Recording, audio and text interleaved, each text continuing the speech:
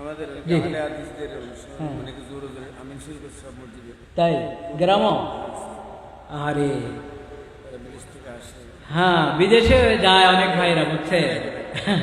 বিদেশে গিয়ে যায় হলো রিয়াল আনার জন্য। কিসের জন্য? তো রিয়াল আনতে গিয়ে উনি জোরে আমিন শিখে আসেন। আমি আরে আমাদের দেশের ভিতরে তো জানে না, আমি এখান থেকে আমিনটা নিয়ে যাই আমাদের দেশে। তো এই দেশে তো আমিন বলে, আসতে বলে। আপনি ভাবছেন যে এই দেশের লোকেরা আমিন বলে না? বলে, আসতে বলে, জোরে বলে না। ওরা বুঝে নাই কেন? তো জোরে কেন বলে না, আসতে কেন বলে, এটা আপনি শিখেন না এই দেশের হুজুরদের থেকে। বা এটা মযহাবের বিষয়।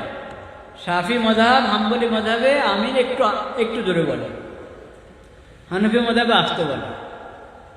দলিল ওটারও আছে, এটারও আছে, কিন্তু মজবুত দলিল কোনটা বলেন? মজবুত দলিল কোনটা? শক্তিশালী দলিল কোনটা? আস্তে আমিন বলা। কি? আস্তে আমিন বলা। তো আপনি কোনটার উপর আমল করবেন? শক্তিশালী দলিলের উপরে না বিপরীতটার উপরে? শক্তিশালী দলিল আমল করেন। আর কথা হলো আমরা পাবলিক, আমরা কি দলিল বুঝি? হ্যাঁ, আমরা তো ইমামরা যেভাবে কোরআন হাদিস আমাদেরকে বুঝিয়ে দিয়েছেন ওইভাবে তো আমল করবো নাকি? হ্যাঁ, তো এইভাবে আমল না করে যে আপনি আরেক জায়গায় দেখে আসছেন আমিন জোরে বলা, তো অন্য আরেক জায়গায় দেখবেন আমিন বলেই না, তো পরে তো আমিনে বলা ছেড়ে দিবেন।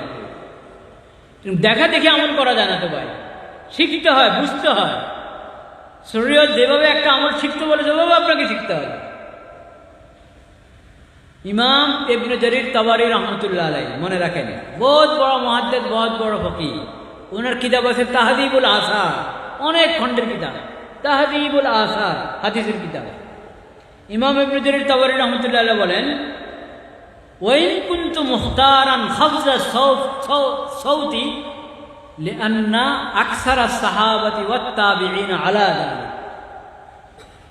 আমিন আসতে বলার যে নীতি, যে মাযহাব, ওটাকে আমি পছন্দ করি, কারণ অধিকাংশ সাহাবী, অধিকাংশ তাবী আমিন আসতে বলতেন। বলেন সুবহানাল্লাহ। তা আপনি অধিকাংশ সাহাবী, অধিকাংশ তাবী যেটা আমল করছেন, সে আমল এই দেশের আলেমরা করতেছে, আলেমদের থেকে মানুষ শিখে আমল করতেছে। আপনি সৌদি আরব গিয়ে ওখান থেকে এই জোরে আমিন আমদানি করার দরকার কি হলো আপনার? আপনি হাদিসের কিতাব নিজে পড়ছেন? আপনি আপনার বস, আপনি যে বছর কাছ থেকে জোরে আমিন শিখে আসছেন ওই বছর হয়তো দাঁড়িয়েও নেই। জিজ্ঞেস করেন জোরে আমিন ওলাদেরকে, জিজ্ঞেস করেন ও যে বছর কাছে শিখেছে ওই বছর হয়তো মোতাওয়া, ওরা মোতাওয়া বলে, বস্তার বলে না, ওখানে বলে মোতাওয়া। আপনার মোতাওয়াতে হয়তো দাঁড়িয়েও নেই।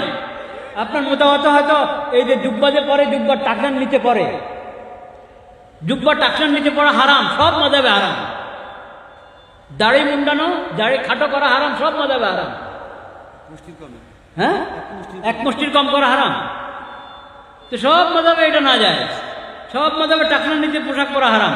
আপনার মোতাবারে তো আপনি দেখছেন যে ওর দাড়ি খাটো বা দাড়ি মুন্ডানো বা তার জুব্বা টাকনার নিচে, তার কাছ থেকে জোরে আমিন শিখে এসে আপনি এখানে হুজুরদেরকে শিখান।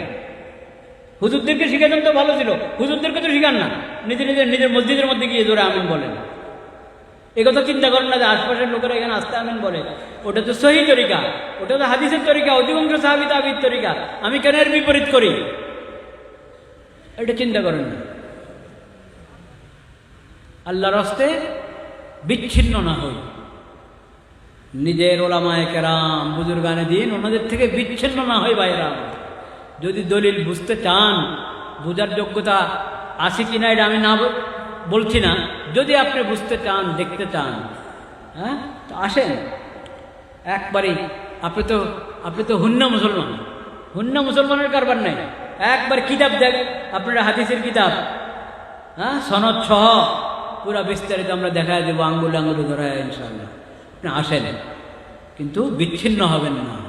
নিজের এলাকার ওলামায়ে কেরাম এবং বুজুর্গানে দিন, যারা সুন্নাত এবং শরীয়তের অনুসারী, যাদের থেকে আপনার বাবা দিন শিখেছে, ইমান শিখেছে, যাদের থেকে আপনার দাদা দিন ইমান শিখেছে, হ্যাঁ, ওনাদের থেকে বিচ্ছিন্ন হবেন না। এটা ভালো লক্ষণ না ভাইয়েরা। আল্লাহ তাআলা আমাদের সবাইকে কবুল করুন।